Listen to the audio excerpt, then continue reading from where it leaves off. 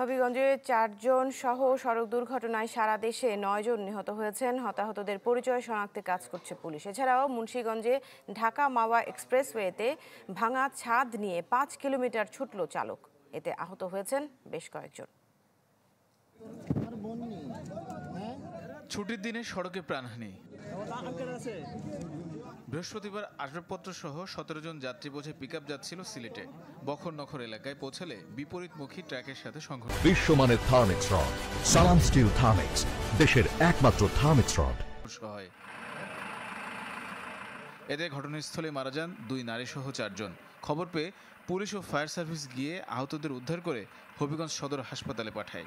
আহত হয়েছে ৪ জন, বাঁচবো কিনা এটা বিশ্বাস নাই। আর এখানে পাইছি ৪টা লাশ, 3টা লাশ আমার। মামলা প্রক্রিয়াধীন এবং লাশগুলো আমাদের হেফাজতে আছে এখনো। সুন্দর আমার খবর দিয়েছি, তারা আজকে আমরা আইনগত ব্যবস্থা নিয়ে ওদের নিকট হস্তান্তর করব। ঝিনাইদহ চুয়াডাঙ্গা মহাসড়কের ৯ মাইল এলাকায় বাসের ধাক্কায় ২ ভ্যান আরোহী নিহত হয়েছেন। আহত হয়েছেন আরও কয়েকজন। জানা যায়, ঢাকাগামী রয়্যাল পরিবহনের বাস একটি ভ্যানকে চাপা দেয়। এতেই ঘটে হতাহতের ঘটনা। বাড়ি থেকে ফজরের নামাজ পড়ে বেরিয়ে আসছিল, তাহলে হাটের উদ্দেশ্যই হাট করবে বলে আইসে এখানে অ্যাক্সিডেন্টে মারা যায়। তাদের কোন গাড়ি মারা গেছে, কিভাবে মারা গেছে এটা আমরাও দেখিনি বা স্থানীয় অত সকালে কেউ ছিল না। এছাড়াও সিরাজগঞ্জের উল্লাপাড়ায় ট্রাক মাইক্রোবাস সংঘর্ষে প্রাণ গেছে ২ জনের। আর জয়পুরহাটে সড়ক দুর্ঘটনায় মারা গেছেন ১ জন। এদিকে মুন্সিগঞ্জের শ্রীনগরে ঢাকা মাওয়া এক্সপ্রেসওয়েতে বাসের ছাদ উড়ে গেল ৫ কিলোমিটার চালিয়ে গ্রামে ঢুকে পড়েন চালক। প্রাণ বাঁচাতে বাস থেকে লাফিয়ে ও বিভিন্ন উপায়ে নামতে গিয়ে আহত হয়েছেন অন্তত ৮ জন। পরে তাদের উদ্ধার করে হাসপাতালে পাঠায় ফায়ার সার্ভিস।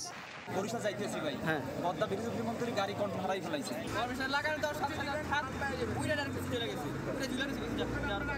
তারপরে গাড়ি ব্রেক করে নাই, বাঁচাইছে আমাদের।